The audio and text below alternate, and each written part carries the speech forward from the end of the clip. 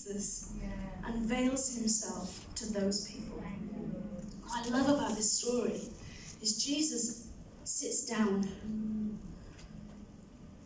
Like, why would he sit down? Why is that significant? Sometimes I find it really funny why there's things in the Bible that are recorded, why there's a lot in the Bible that I'm like, I'd like to know your opinion about this. It says that he sat down. Have you ever been in the presence of a very powerful man, male, and their stature, their physical stature, and their presence is very intimidating?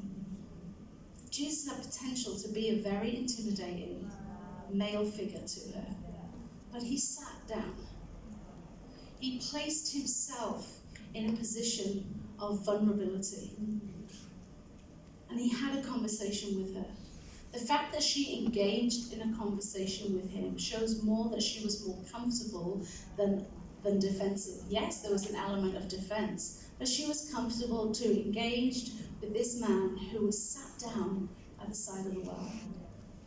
And I want us to grasp that image today, that Jesus has come to sit down with you. He unveiled himself to this woman so that she could unveil herself to him. He sees our insecurities. He already knows what's going on behind the veil anyway. I see you in part, but God, I'm going to keep this veil here because if you really saw all of me, I'm a bit much. He sees it anyway. And I don't know what the conversation that Jesus would have with you, but the conversation with me, it might be like, I see that I see you think you shouldn't be here. I see you stumbling over your words because in the back of your head you're thinking, there's someone better for this conversation.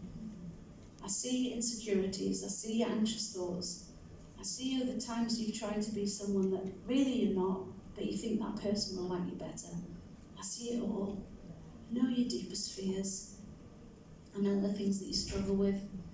I know you think, well, I've been walking with Jesus this long that you shouldn't be struggling with them. Don't struggle alone. I see them. I see you, Absney Block. I see you for who you are. I see you when you put your veil on, and I see you when you put your masks on. And I know the difference. And I'm not here to intimidate you or condemn you, but come close to me. What happened afterwards was the woman, it says she left her water jar at the well and she ran and she told everyone else.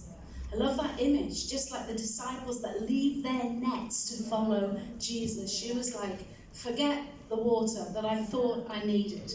What I am thirsty for is love and connection and validation and intimacy and a sense of security. And what I have been searching for is actually not found in those 5 previous relationships, and it's not even found in quenching my physical thirst. But I've met someone who can quench my spiritual thirst, that I would thirst no more. I am going to tell these people. And she runs and she tells these people. It says that she sees many people and she leads them to Jesus. And it says he stays there for a while to teach and to heal and to help these people. Why? Because one woman's powerful testimony of, I see, Jesus saw what I really needed and he met my need. He looked past my mask and he looked through my veil, and he said, I will unveil myself to you so you can see clearly what I am doing. I'm going to ask the band to come back up.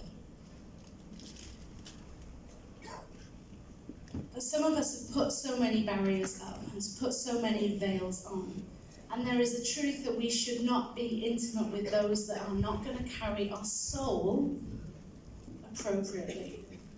We need to have the wisdom to know the difference. The one person that we should feel comfortable enough to unveil ourselves to is God.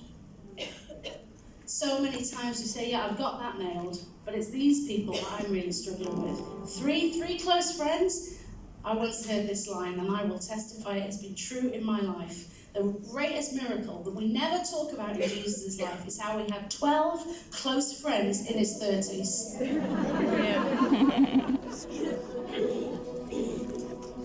It takes a lot of work to have close friends. It takes risking being